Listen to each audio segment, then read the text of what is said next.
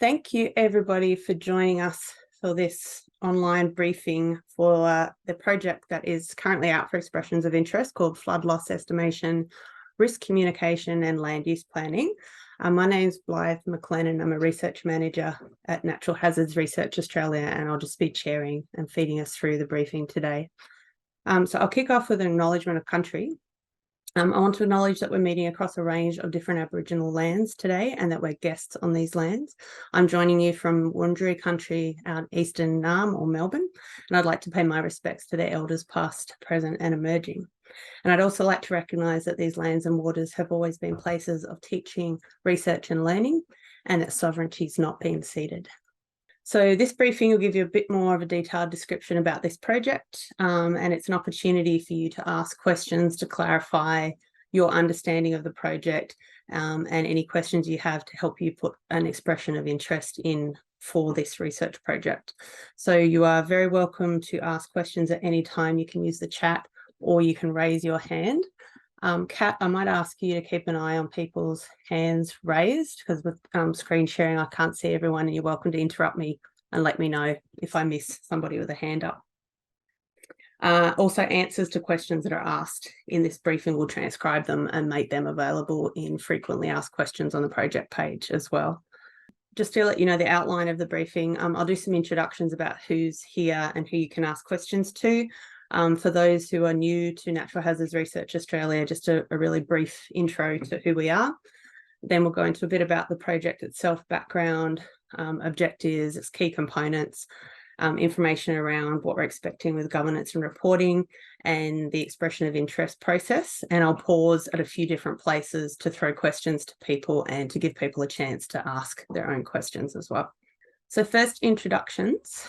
Kat Haynes is here with us. She's a Node Research Manager at NHRA, and she was involved in developing the EOI document for this project.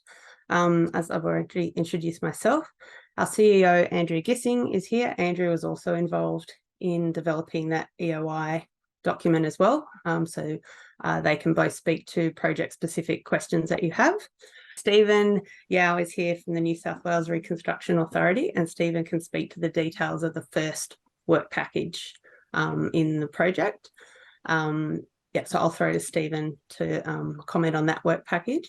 So Stephen was one of the key people who put concepts for this research, proposed it to NHRA.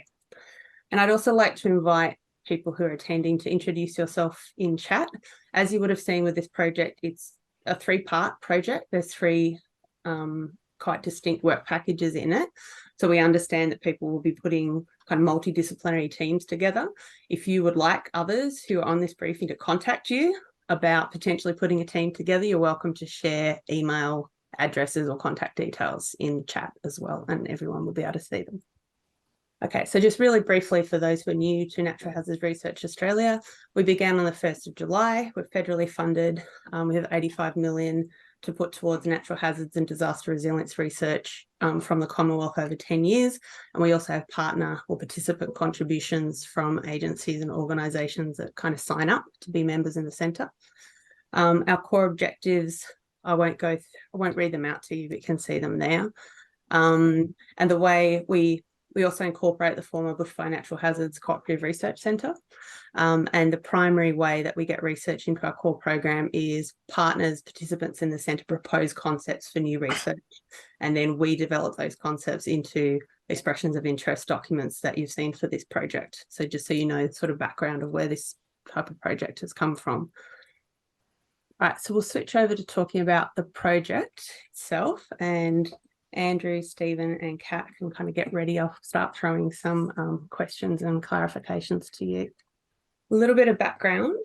So you will not be surprised to hear that this project came to us as three different concepts for research submitted to Natural Hazards Research Australia by the New South Wales Reconstruction Authority and the New South Wales Department of Planning and Environment. And so those three projects we've put together into a larger program of work in one project. So there's three concurrent work packages included. There's some other supporting organisations named in the EOI document, and all those organisations will work closely with the team that's successful in getting this work to help provide access to data and to background information on flood risk to support the research. We'll go through each of the work packages individually, so you've got a chance to ask specific questions about each one.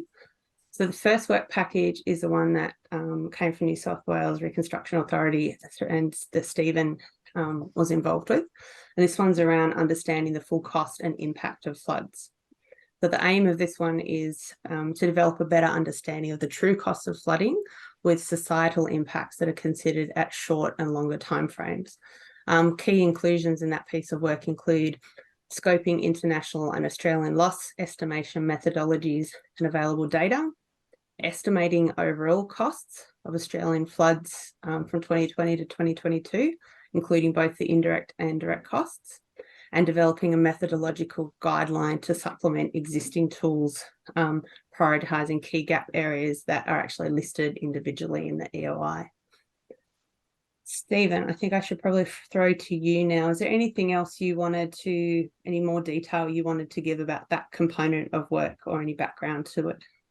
I suppose the genesis of the idea came as we put forward proposals for mitigating floods to Treasury, and sometimes it's hard to get, I suppose, buy-in to some of the intangibles, and to what extent they might be incorporated into benefit cost analysis, that kind of thing. And we were aware of some research that QRA has commissioned in the past, after, I think, was it the Townsville floods, the Far North Queensland floods, and the Southeast Queensland floods, looking particularly at some of the social costs of floods, mental health, family and domestic violence, public health. And to us, it sort of jumped out as a bit of a gap in knowledge. And given we've had some pretty serious floods, our, I suppose, instinct is that there's probably a wealth of data waiting to be gathered, assessed, and interpreted, so that we'll have, I suppose, a better evidence base to understand these kind of social costs in particular, moving forward. Now, we're aware that since I think we first put in our concept idea, I think the New South Wales DPE has updated their formal guidance as part of the flood risk management toolkit that was released. Well, I think it was formalised in June this year, and that does include updated loss estimation methods, including social costs. But we still think there's benefit in, I suppose, digging into the data, generating data, to better understand social costs in particular. But public infrastructure costs are also, I think, worthy of a fresh investigation. And I think in the EI, we mentioned some other areas as well that we're not sure are that well constrained in current guidance, be it agriculture, commercial, industrial, caravan parks. We especially have been looking at the Hawkesbury Nepean, and there's a huge diversity of assets and types of caravan parks, and how, particularly because they're located often so low in the floodplain, they can have an unduly important influence in, I suppose, average annual damages calculations, just because they can get flooded quite frequently. So trying to better constrain loss estimation for caravan parks is important. Environmental impact, even just the cost to the EPA of cleanup, removing debris from the estuaries. So there's quite a few different things that we would love to sort of better understand and form part of continuous improvement to guide guidance as in loss estimation, and then in flood risk assessment, and in management.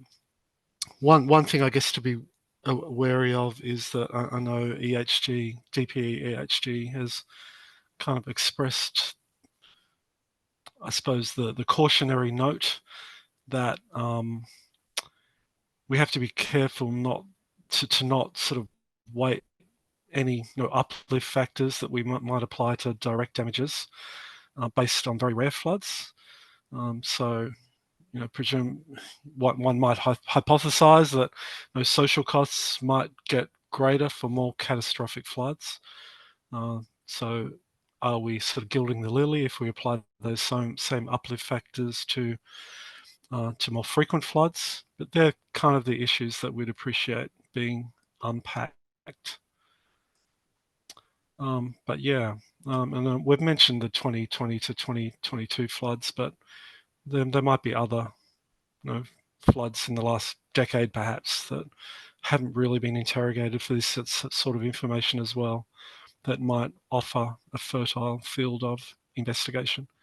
If that triggers any questions for you, feel free to pop them in chat anytime. But I think that's a good background on that work package. That's great. Thanks, Stephen. So the second work package is around flood risk communication. This one is looking at identifying improved methods of communicating flood risk to inform decisions that community members make on a floodplain. And there's some examples of what those decisions, kinds of decisions are, including property purchase and other things around floodplains.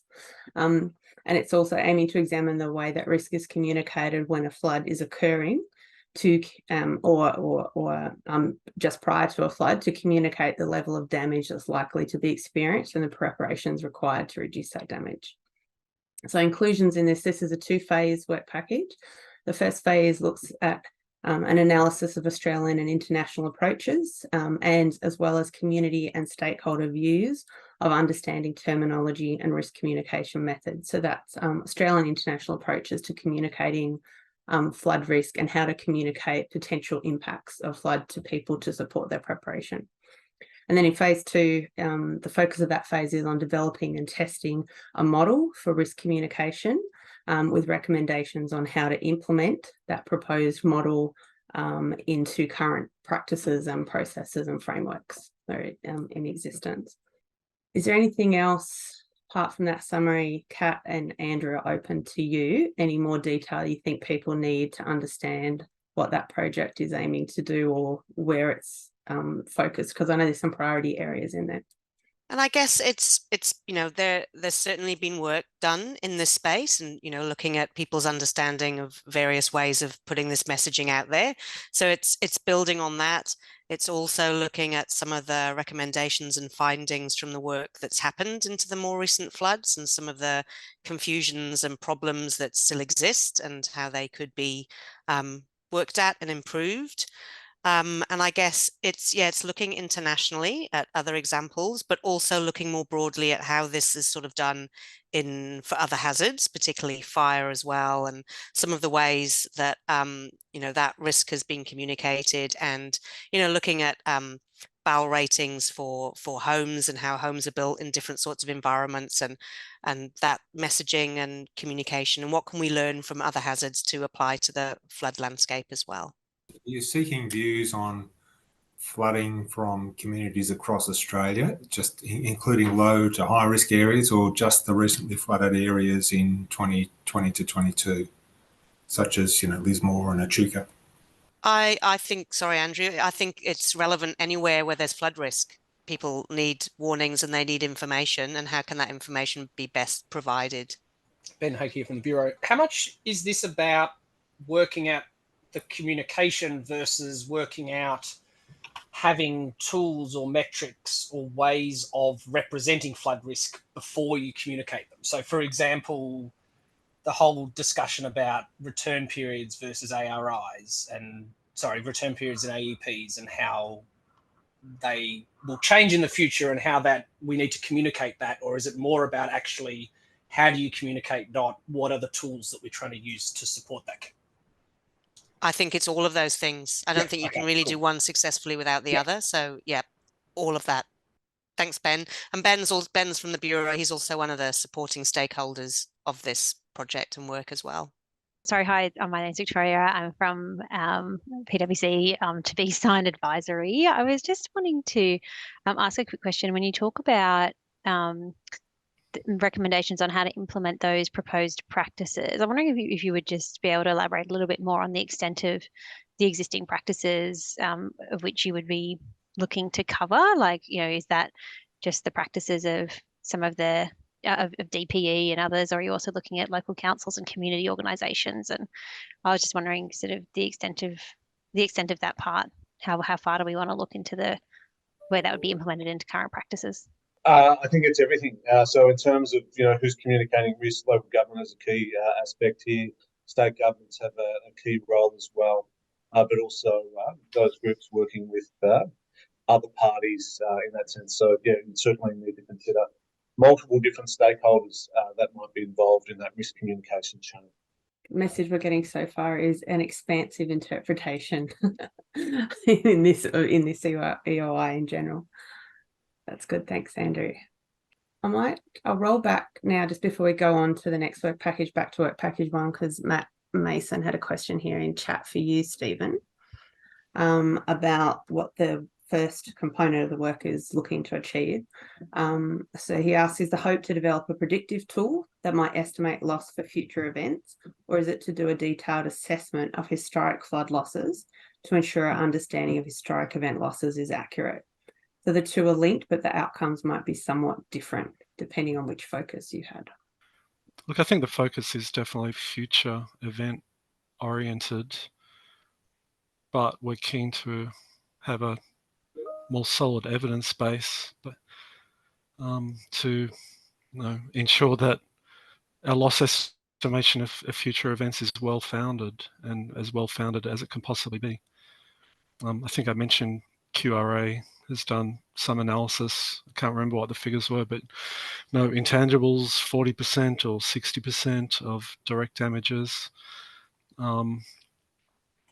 But yeah, we just feel that that's worth a deeper dive, and particularly we'd like a sort of methodology that enables the user to apply a well-grounded framework.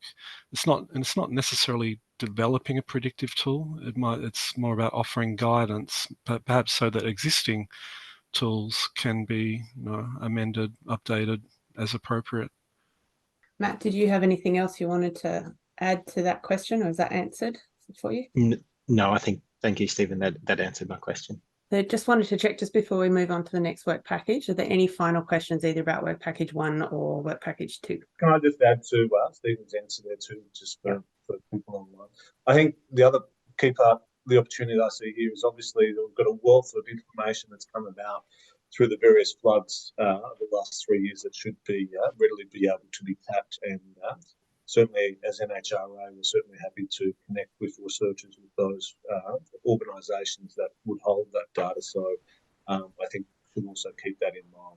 Tim Fisher again, Natural Capital Economics. Just wondering with phase 2, who is the target audience for those phase 2 outputs? The New South Wales Department of Planning and Environment. So they would be our primary audience in that case. But obviously there'd be a number of people interested in that research. We've already covered that there's numerous state government organisations across the country, as well as at the local government level. So it's more the providers of who gives that information to the public.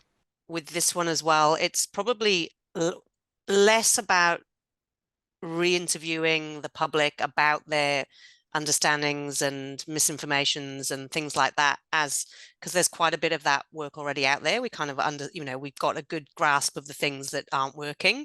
So it would probably be more working on the solutions and testing and evaluating and trialing solutions, rather than going and re-interviewing people about what the issues are. That's my understanding anyway. All right, if any other questions come up about those work packages, feel free to pop them in the chat, but we'll move on. Okay, work package 3. So this one is around the effectiveness of land use planning. of land use planning flooding controls on buildings, focusing on the 2020 to 2022 flooding, especially in New South Wales. So this work package aims to provide an evidence base to understand the effectiveness of planning provisions that address flooding for buildings that have been built or modified in the last 10 years.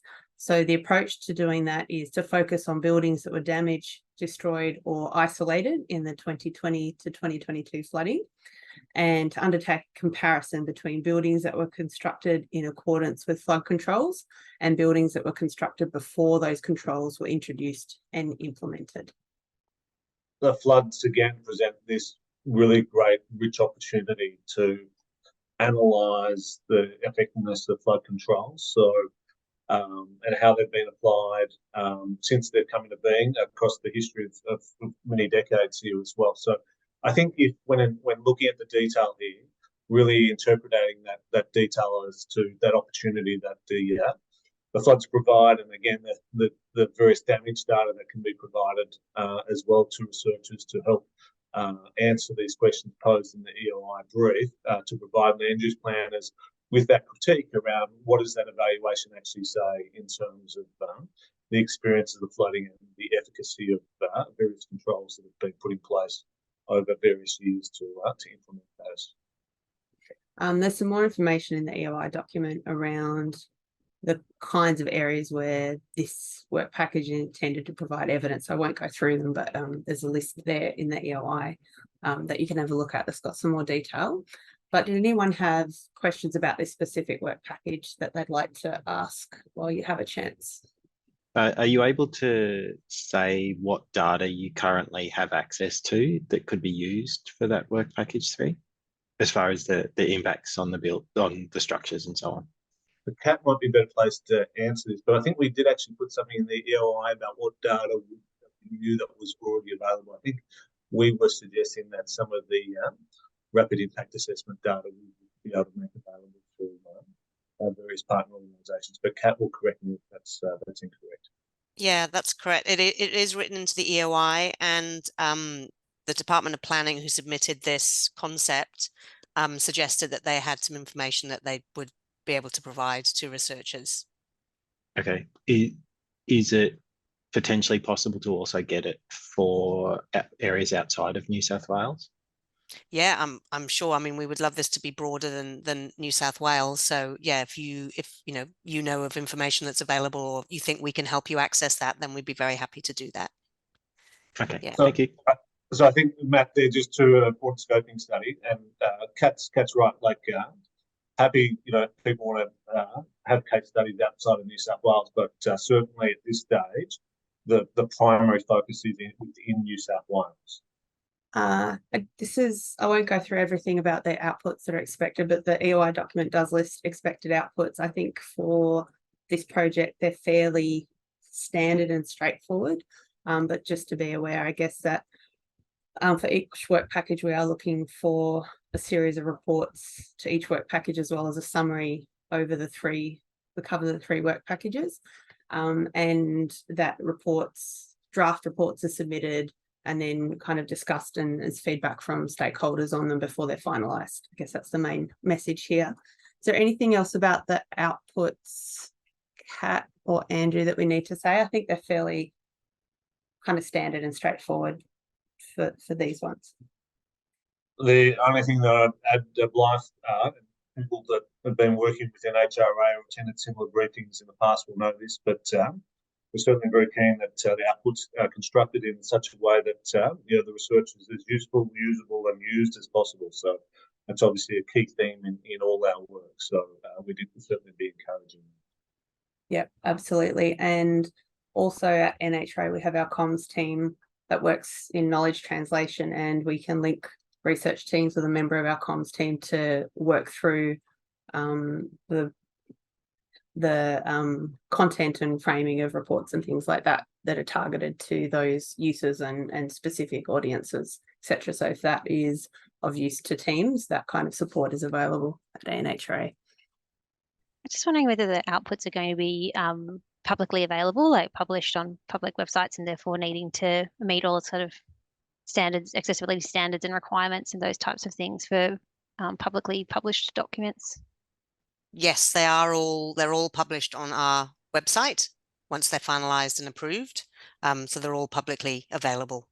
Just to add to that one as well, you know, it's not just the reports and briefing. Like we have a process where the end users, the people who've submitted these concepts, work very closely with the research team the whole way through from end to end. So there'll be lots of verbal briefings and meetings where you're providing information and giving updates on where the project is tracking as well. So, you know, all of that is a very important part of the research translation and utilization of the research. So we're not, you know, in a situation where we're waiting for the final report before, you know, one of the end users can take away and use the material. We're hoping that that will happen all the way through. And I'll speak a little bit to project governance that will highlight a bit of how we structure that interaction and engagement around projects. Yeah. So do you have another question, Victoria?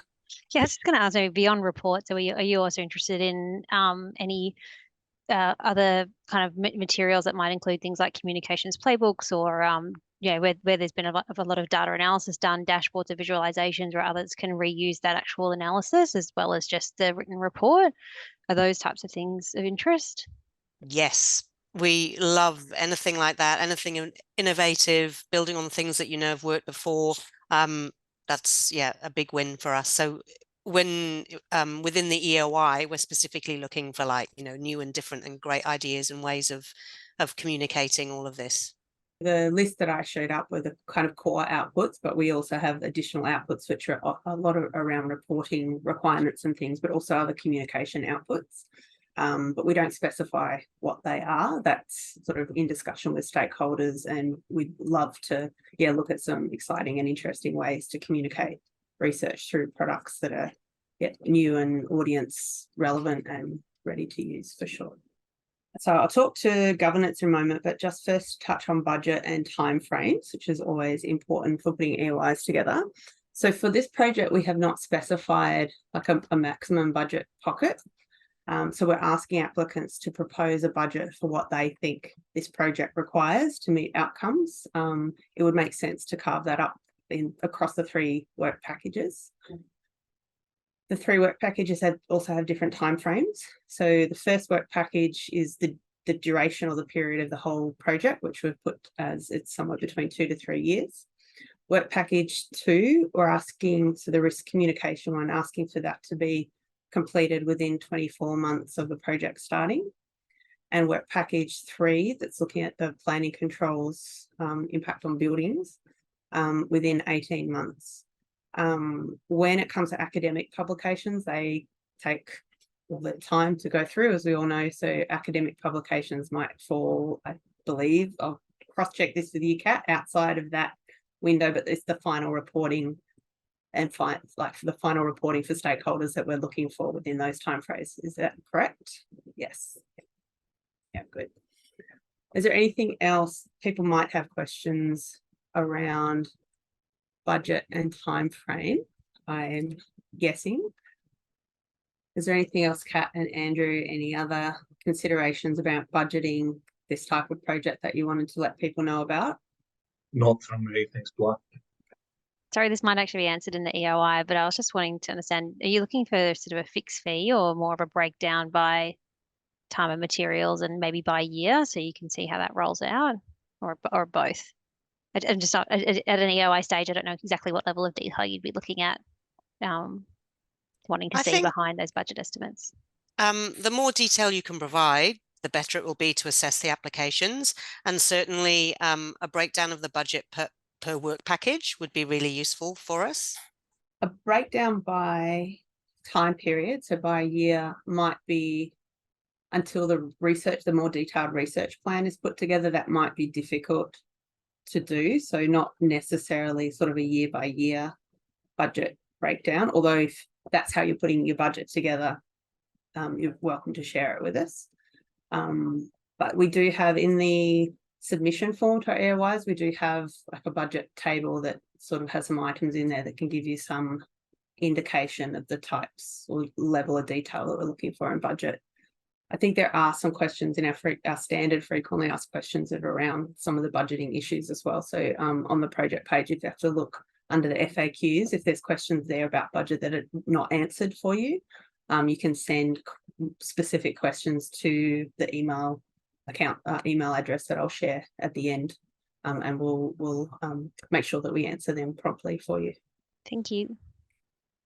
Okay, so to governance and reporting, particularly important for this project because it is sort of a multi-part project. We have one lead provider or organisation for contracting purposes. So if it's a consortium submission, we'd like to know who would be the organisation that we'd be contracting with. The research contract is with NHRA, not with the departments that have submitted the concepts. The way that we put governance around projects, and it's adaptable to a degree to each project because what each project needs and kind of engagement it needs is different. But we have, for each one, we have a project management committee. That's the primary committee that looks at how the project is going, endorses deliverables, and is kind of the main governance body. That committee, it's an avenue to make sure that the project is collaboratively governed.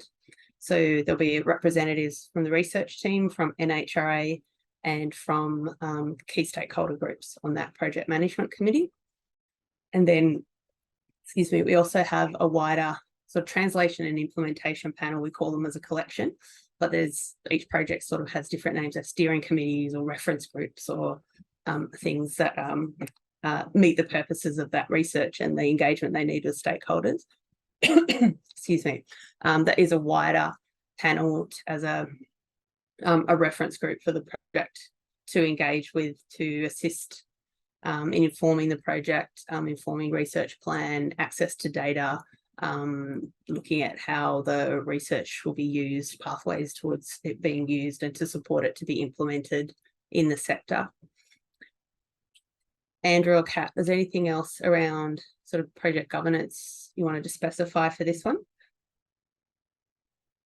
Nope. Yeah. So as I said, that's sort of our basic setup for project governance, but it is adaptable to the needs of the stakeholders involved and the project team. But in general, we have those two levels of engagement. Reporting, we asked for a project plan. So our EOI process is sort of two parts. So we have a more streamlined submission of expressions of interest, and then a preferred provider is given a chance to put together a more detailed project plan. So you don't have to have a complete project plan put together before you secure the work. And at that point, in developing that project plan, you'll get input to it from the stakeholders involved in the project as well. So that's a co-designed plan. So everybody knows what's happening and is all happy with how the project's going to play out. We have milestones or deliverables delivered, and there's payment on delivery of milestones. We have quarterly progress reports. We have, it's a fairly, at this stage, short but evaluation report, which is sort of lessons learned and reflections on the project and what we've learned from actually undertaking the project. We expect that at the end. And we'll have opportunities for research team to do presentations to various stakeholder groups that are interested in the project throughout the duration. All right, so to the EOI process, some will be familiar with this and some will not be familiar with this. So we have a project page, the link's up there.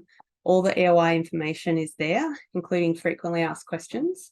If you have any questions about this project while the EOI is open, please email them to research@naturalhazards.com.au.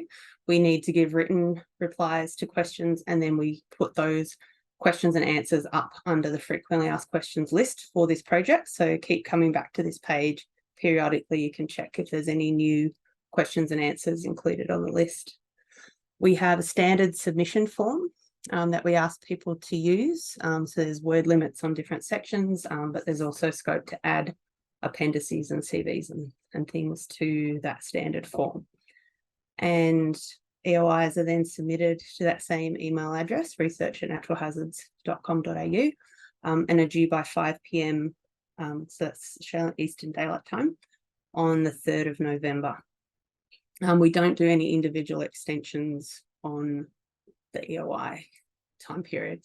I think that is straightforward. I'll just go to the next slide so you can ask any questions you have about specifics to include in EOI, in submissions to EOIs. And in particular, so this is just a list that's in the EOI document. So I'll leave that with you for a moment. So if you have any questions about anything specific, you can ask. I also wanted to highlight this point down towards the bottom. We have a proposed form of contract. So it's like a draft research service contract available for you to view on the project page. You can download and view. And we're asking for any requested changes to that form of contract to also be included with the EOI. As you, I guess, can appreciate, sometimes contracting takes quite a while to get through if you're starting right at the beginning. So this is a way for us to try to constrain the contracting period so that we can get the research projects up in a timely way and get research started. Okay. So was there anything anyone wanted to clarify about specifics that we're asking for in submissions to the EOI? And again, there are some frequently asked questions around this that are available on the project page. Victoria, I'm glad you're good for asking questions. I'm sure you're asking the questions that everyone else is thinking but haven't quite formulated yet. I feel like I've got so many questions I'd like to ask anymore, but I just wanted to check that I'd understood correctly with the EOI process, that you were saying off the back of the EOI process, you'll be selecting one preferred provider who will then work with you on the detailed plan. You won't be selecting multiple providers off the back of this to then go through to a next stage. Correct, yes. If there, we sometimes do end up with a short list of, you know, good providers that we think would do a really good job of this project. And if that's the case, and this is something that I should, it's good that you've asked, actually, should clarify, we may give them an opportunity to present to the assessment panel to present more information about their proposal to help us make a more informed decision. So that would be what we do, and then have one provider asked to then go back to work with stakeholders to develop that fuller plan. Kat or Andrew, is that okay? Anything else you wanted to say? I was going to say this one is a bit different to some of the other EOIs that we usually put out, in that it's got 3 quite different overlapping work packages. So I guess we're kind of, and I guess some of that might be beyond the skill set of one organization, one team. So for this one, more than our other projects, we're looking for a bit of a consortium, I think, to come together, to work together, but still there'd be one lead organization that we would contract through, who would then subcontract to the other parties. And just to clarify as well, we are not able to put different groups in touch with each other while EOIs are open. We've been asked to help people kind of identify who else is interested in a project, so they might be able to come together. We're not able to do that while EOIs are open, which is one reason why, if you'd like people to know that you're interested in working with others, you can put your email address in the chat in this briefing. I just wanted to flag the evaluation criteria. We use these quite closely in assessing EOIs, so please, I think the point is just to reiterate to look at these and ensure that the expression of interest you put in does address each of these evaluation criteria quite closely. I'll leave it there. Any final questions that we haven't covered that people would like to ask while we're here and you have a chance? We've got three good people to answer questions for you, so it's a good opportunity. All right, I'll take that as that there are none yet. Like you just had one there in the chat. Oh, sorry. The recording of this briefing will be put up on the project page, and the link to it will be emailed around to everyone who registered for this briefing as well. But you can check in on the project page. Yeah, as I said, come back periodically, because we will update frequently asked questions throughout the EOI period. And this one we've opened for a little bit longer than our standard time. It's open for 6 weeks, hopefully to give you time to, as Kat said, potentially put consortiums together to do this work, given that it's a multi-part project. Any final words, Andrew, Kat, or Stephen, that you wanted to say? No, from me, just thank you to everybody for joining. Yep. And yeah, thanks everyone, and best of luck with your applications. We look forward to receiving them. So thank you, everyone. We appreciate your interest in the project, and we appreciate the time and the effort and the thought that goes into putting EOIs together as well. So we look forward to seeing submissions come in by the 3rd of November. So thank you all for attending today. We'll be in touch. Goodbye all. Thank you. Thank you. Thanks everyone.